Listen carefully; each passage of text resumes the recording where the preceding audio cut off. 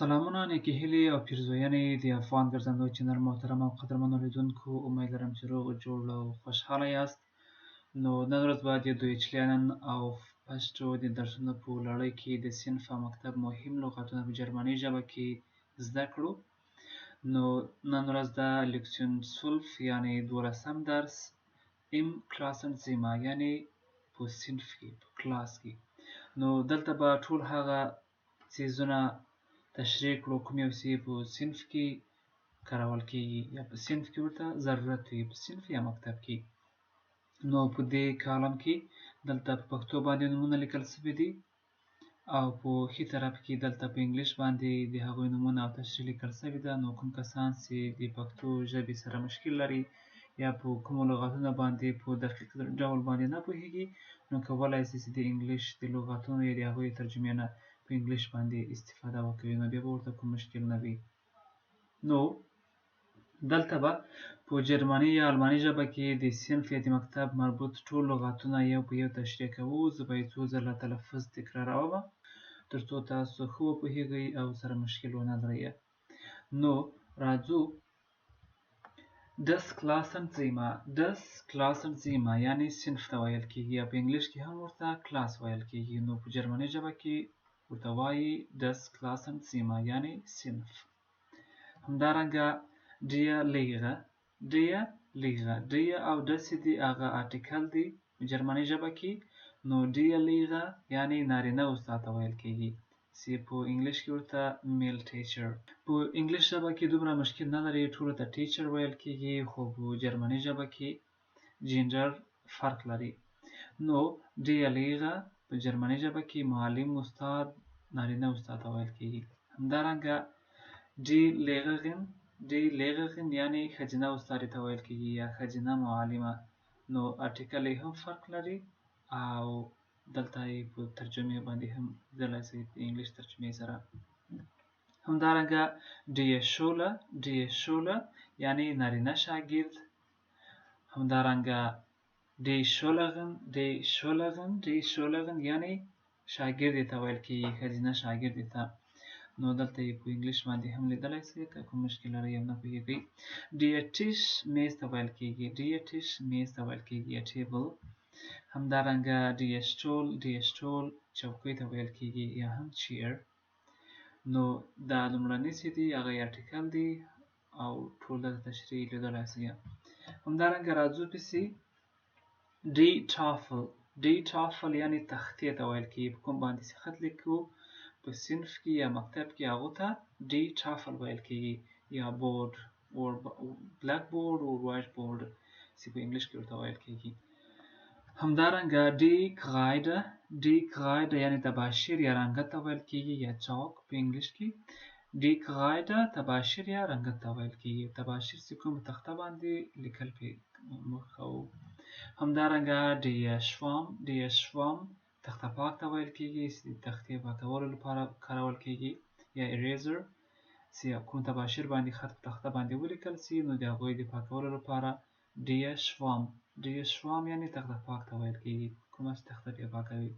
همدارنګه das Smart Board یعنی برقي تخته یا interactive board. کومه برقي تخته چې وي یا سپینه تخته وي په ټچ سکرین باندې لیکل پې کوي یا په قلم باندې، نو هغه بیا تخته پاک تباشیر داسې شیانو ته ضرورت نه لري، هغو ته وایي په جرمني ژبه کې das Smart Board. همدارنګه der Rucksack یعنی د مکتب بکسه یا هم backpack یا school bag، هغو ته وایي der Rucksack. همدارنګه das Heft یعنی د نوټ کتابچې ته ویل کیږي. کوم یو ځانګړی د نوټ لپاره وي، د نوټ لیکلو لپاره کوم یو صنف کې چې استاد تشریح کوي یا ته ځینې ځانګړي لغاتونه یا درسونه نوټونو په شکل باندې کې لیکي، هغو ته وایي das Heft یا نوټ بوک.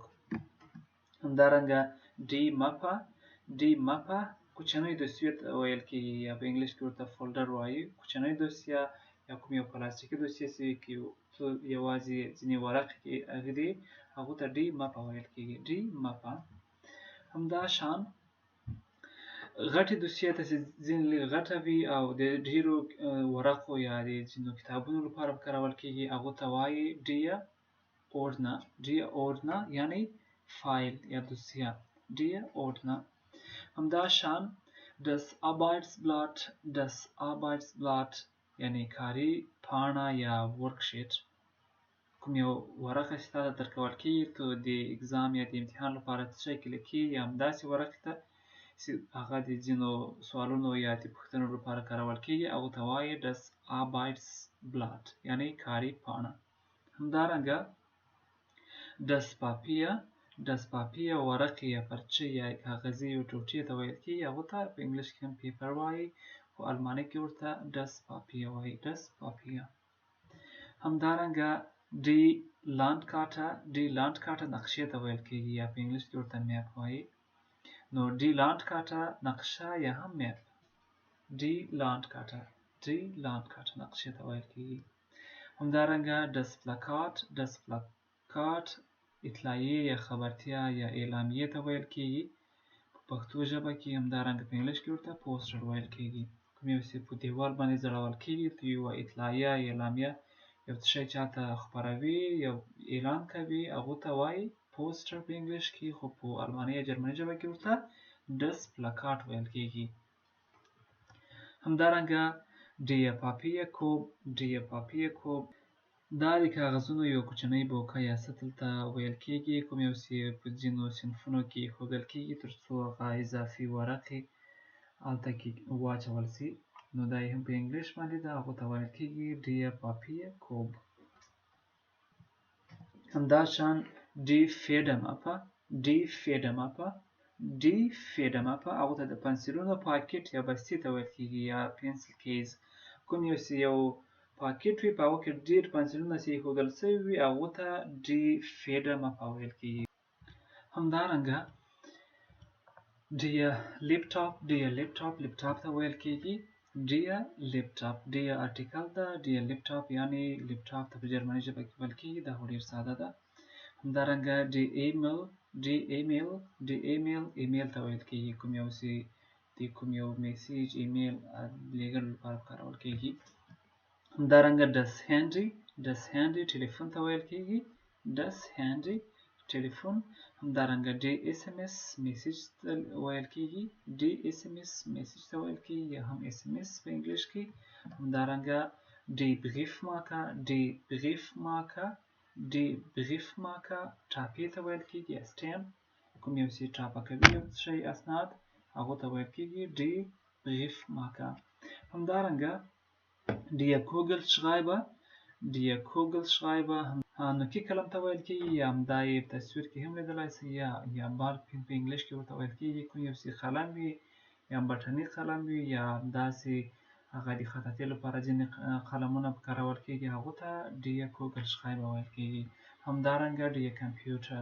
die Computer کمپیوټر ته ویل کېږي. die Laptop لپټاپ ته ویل کېږي او die Computer کمپیوټر ته ویل کېږي. کوم یو چې ډیسکټاپ وي یا لپټاپ وي هر کمپیوټر چې وي هغو ته die Computer ویل کېږي او die Laptop خاصتاً ځانګړي ډول لپټاپ ته ویل کېږي. همدارشان die Buntstift. die Buntstift هغه رنګت پنسلونو ته ویل کېږي یا رنګت قلمونو ته ویل کېږي یا colored pencil. کوم یو چې پنسلونه هغه د رسامۍ لپاره کارول کېږي هغو ته die Buntstift ویل کېږي. ورپسې die Malkreide. die Malkreide رنګت پنسلونو ته ویل کېږي. دا هم په انګلیش ده. دا هم یو د رسامۍ د پنسلونو د رقمونو څخه ده. همدارنګه die Marker. die Marker مارکر قلم ته ویل کېږي. کوم یو چې د هایلایټ ځینو لیکنو لپاره کارول کېږي هغو ته لکه دا دو طرف کې په انګلیش باندې لیکل سوي دي ما په زیړ هایلایټ باندې مارک کړي دي نو دو ته هم هغه مارکر قلم ته هغه die Marker ویل کېږي. ورپسې die Spitze. die Spitze پنسل کت ته ویل کېږي یا شارپنر. کوم یو چې د پنسل د نوک د جوړولو لپاره استعمالول کېږي هغو ته die Spitze ویل کېږي. همدارنګه die Radiergummi. die Radiergummi پنسل پاک ته ویل کېږي یا ربر یا هم اریزر ورته ویلی سو. هغه ته په انګلیش کې ویل کی هغه ته په جرمني ژبه کې ویل کېږي die Radiokommi. همدارنګه die Büroklammer یعنی ورقې نیونکی ورقې بندونکی یا هم پیپر کلیپ یا په تصویر کې تاسو لیدلی سئ. ورپسې die Tacker stapler یا stapler په عکس کې هم وینئ نو die Tacker stapler ته ویل کېږي. همدارنګه دا ځینې ساده لغاتونه هم پاتې دي. die Stift قلم ته ویل کېږي یا پین die Stift قلم. همدارنګه die Bleistift پنسل ته ویل کېږي یا پنسل. همدارنګه das Buch کتاب یا بوک ته ویل کېږي. das Buch جرمني ژبه کې کتاب ته وایي. همدارنګه die Drucker پرینټر ته ویل کېږي یا پرینټر die Drucker. همدارنګه das Formula فورم ته ویل کېږي das Formula. همدارنګه په اخري کې die Kalender جنتري ته ویل کېږي یا کلندر die Kalender جنتري ته ویل کېږي. نو دا ټول هغه څیزونه او شیانو نومونه په جرمني ژبه کې وو کوم یو چې تاسو په مکتب یا په صنف کې ورسره سر و کار لرئ او تاسو ورته ضرورت وي نو دا هغه نومونه به انشاءالله زده کړئ او کوم مشکل ورسره نه لرئ. نو که چېرته تاسو مکتب ته ځئ یا صنف ته ځئ او د شیانو ضرورت حتمي درته پیښیږي نو دا درس نه استفاده وکوئ. د درس د لیدلو نه مننه. چینل د سره سبسکرایب کړئ، د ملګرو سره یې هم شریک کړئ. که کومې پوښتنه لرئ حتما یې په کمنټ باکس کې ولیکئ. همدارنګه که چېرته تاسو غواړئ چې په کوم یو اړه باندې د کوم یو بخش کې کوم یو برخه کې تاسو لپاره ویډیو اماده کړم نو هغه هم کمنټ باکس کې ولیکئ. هر څه پوښتنه لرئ په کمنټ باکس کې لیکئ، زه حتما کمنټونه ګورم او تاسو ته ځواب درکوم. نور نو ښه وختونه درته غواړم. د خدای په امان. Tschüss and bye bye.